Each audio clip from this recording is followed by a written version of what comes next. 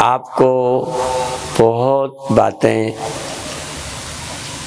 अनेक विधियों से शास्त्रों की समझाई, जो सहज आपको ग्रहण करने लायक है। संतों की वाणी मानकर, गुरुओं की वाणी मानकर, अपना भला समझकर, एक तो बहुत सजने का और दुर्व्यसनों का, गलत खाना पीना और गलत पहनना, जिससे अपना मन भी शरीराभिमानी बनता है, प्रदर्शन की वृत्ति बनती है, हमारा मन सांसारिक बनता है।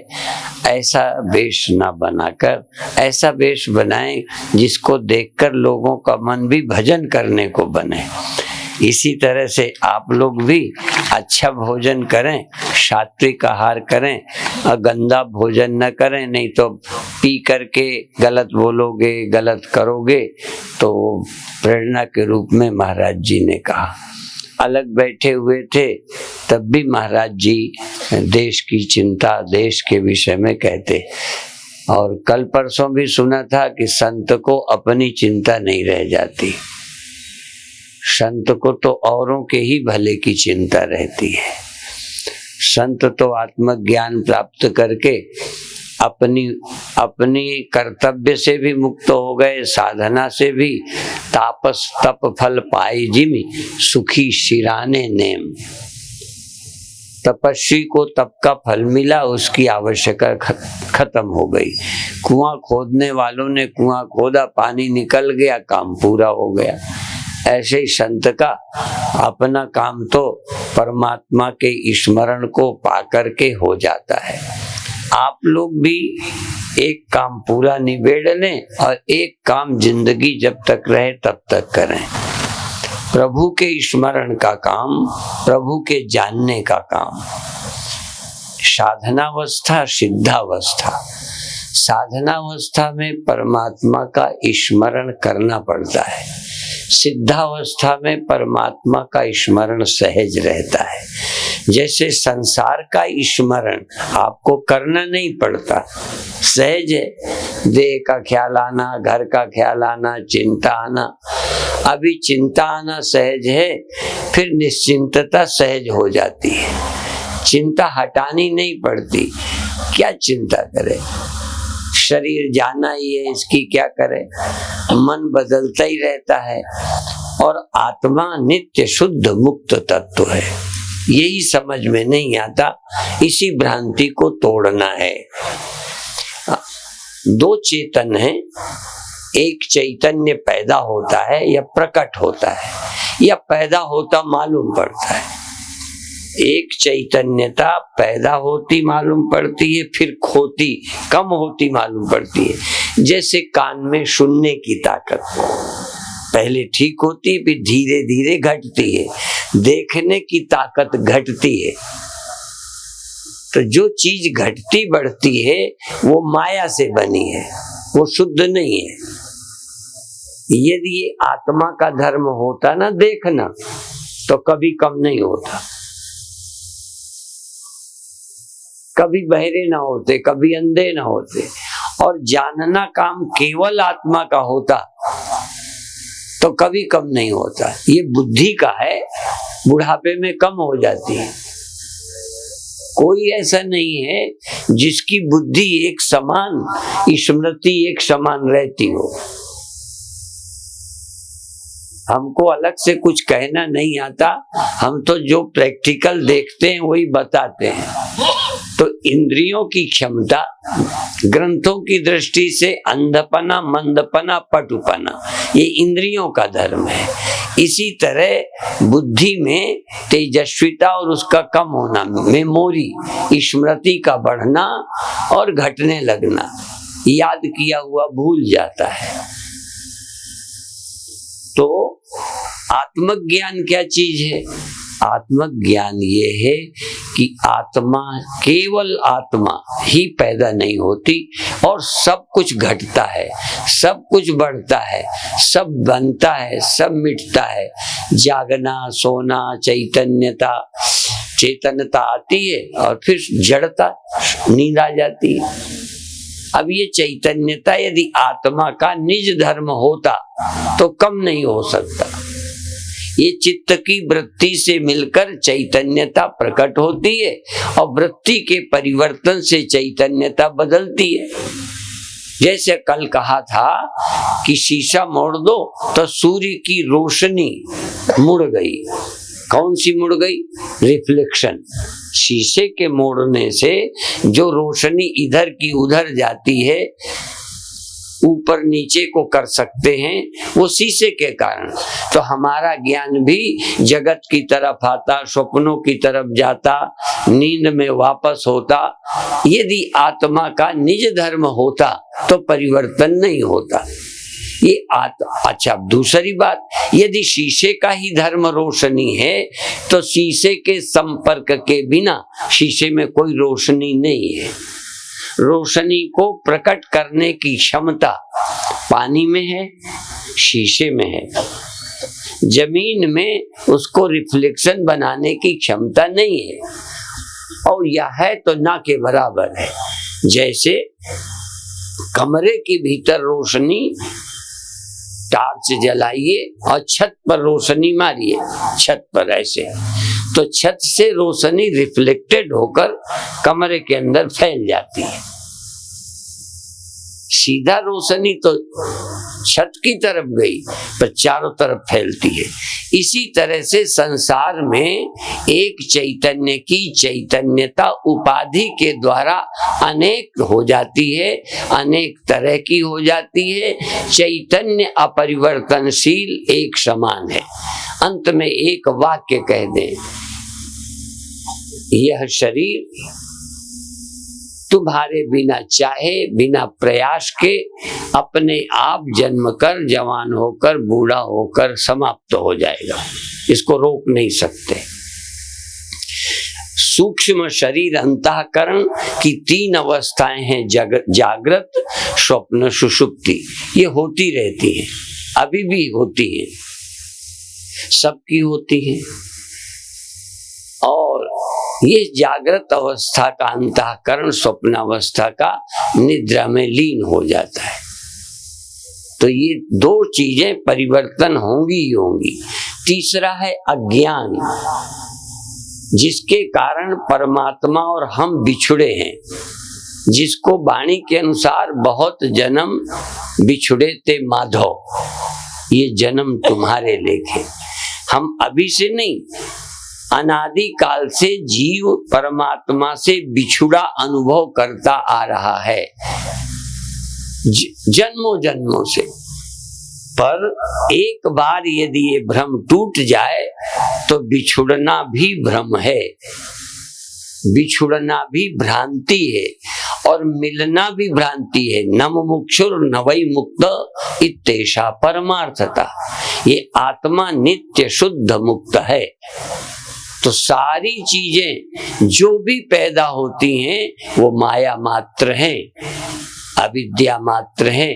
चैतन्य पैदा नहीं होता, पर चैतन्य में पैदा होने की भ्रांति है। चैतन्य में चैतन्यता का प्रादुर्भाव, चैतन्यता का तिरोभाव, ये मात्र प्रतीति है, आभास अंश में है, स्वरूप अंश में नहीं है। ये सारी सृष्टि यदि समझना है, आज समझो, ये कल मय्येव सकलम जातम, अंतिम बात कहकर समाप्त। मय्येव सकलम जातम, ये संपूर्ण सृष्टि मुझसे पैदा हुई। पर ये जब मुझ शब्द का प्रयोग करते हैं, वेदांत में आता है वाच्यार्थ और लक्ष्यार्थ। मैं शब्द का वाच्य देह है, मैं शब्द का वाच्यार्थ अंतःकरण है, मैं शब्द का वाच्यार्थ परिच्छिन्न अहंकार है, और मैं शब्द का लक्ष्यार्थ चिद तत्व है, नित्य शुद्ध मुक्त।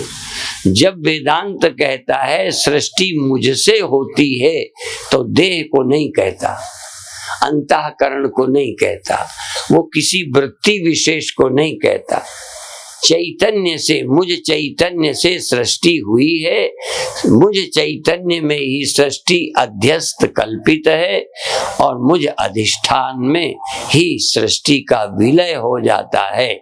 मैं चैतन्य कभी पैदा नहीं होता, यही जानने लायक है, यही जानना चाहिए।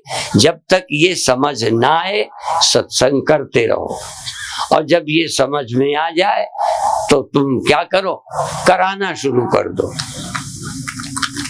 अभी करो जिससे तुम्हारा भला हो, जब समझ जाओ तो दूसरों को सुनाते रहो, खाली नहीं बैठो।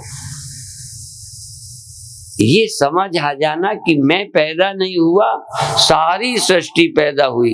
कहने वाले ग्रंथ देखो, ये विदेश के ग्रंथ नहीं, कोई भारतीय के ही कहे ग्रंथ हैं।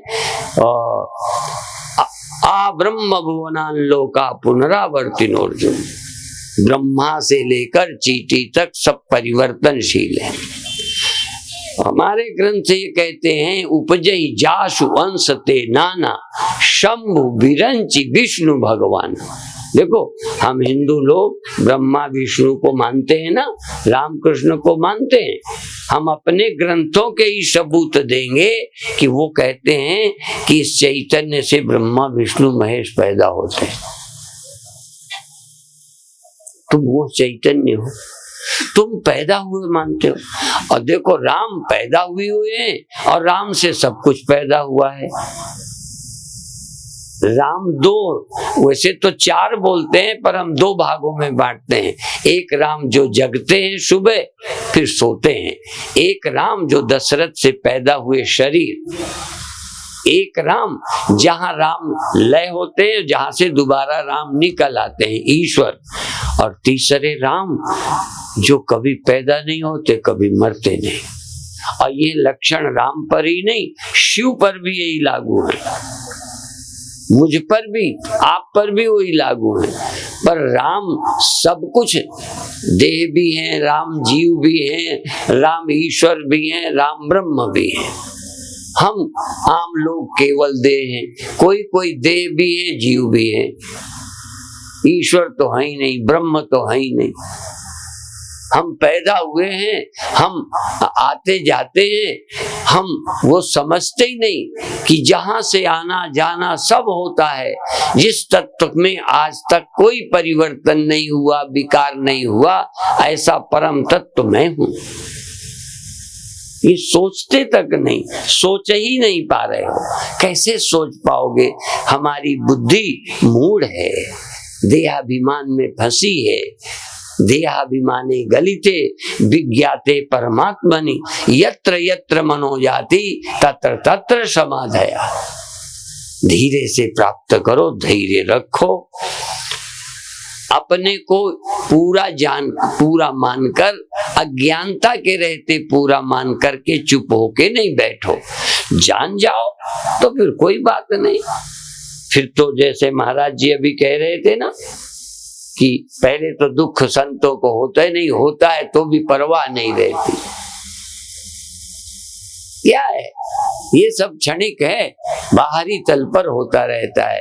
मुझ चित्त स्वरूप को दुख छूता नहीं, मुझ चित्त तत्व को जन्म और मृत्यु का स्पर्श नहीं, यमराज वहां नहीं जाता।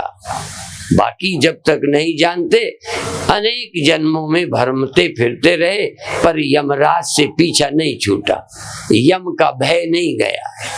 और एक बार जान जाओ तो यमराज तुम्हारा दरवाजा भी नहीं खटखटाएगा। इसलिए विचार करते रहना चाहिए, स्वाध्याय करते रहना चाहिए। महाराज जी ने अभी अभी अंत में ये भी कहा कि पढ़ा करो, सुबह शाम सदग्रंथों का चिंतन करो। पढ़ते पढ़ते भी क्लियर होने लगेगा। सुनो, बार बार सुनो, कैसेट सुनो, प्रवचन सुनो, प्रवचन पढ़ो, वाणी पढ़ो, उपनिषद पढ़ो। हम लोग भी कोई ज्ञानी तो नहीं पैदा हुए। हम देखो व्यास गद्दी से बोलते हैं, हम ज्ञानी नहीं आए, आके ज्ञानी हुए हैं। जो अवतारी पुरुष हैं वो ज्ञानी होके आए होंगे, हम ज्ञानी नहीं आए, आपकी ही तरह।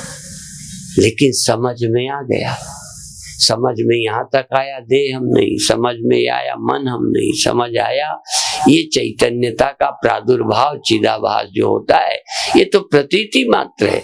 अनेक चेतन प्रतीति हैं, एक ही चेतन वास्तविक है। इसलिए चेतनस चेतना नाम एको बहुनाम यो व्यदधाति कामान तम आत्मस्थम येनु पश्यन्ति धीरा, तम आत्मस्थम येनु पश्यन्ति धीरा तेषाम सुखम शाश्वतम न इतरेषाम।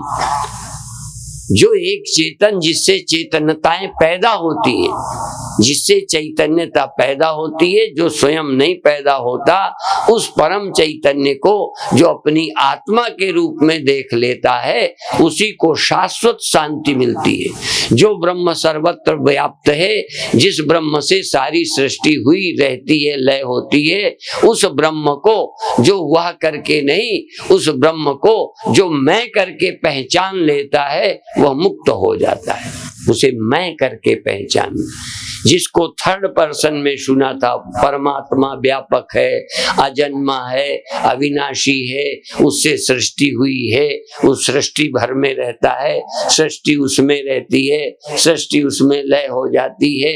ऐसा जो अभी तक परोक्ष वचन सुने थे, परोक्ष वचन, उन परोक्ष वचनों को सुनने के बाद अब ये समझ आ गया वह ब्रह्म ऐसा तत्व मैं हूँ, तत्वमसि अहम ब्रह्मास्मि प्रज्ञानम ब्रह्म। इन महावाक्यों के द्वारा, इन गुरु वाक्यों के द्वारा मैं को ही समझा। मैं को, मैं माने देह नहीं, मैं माने मन नहीं।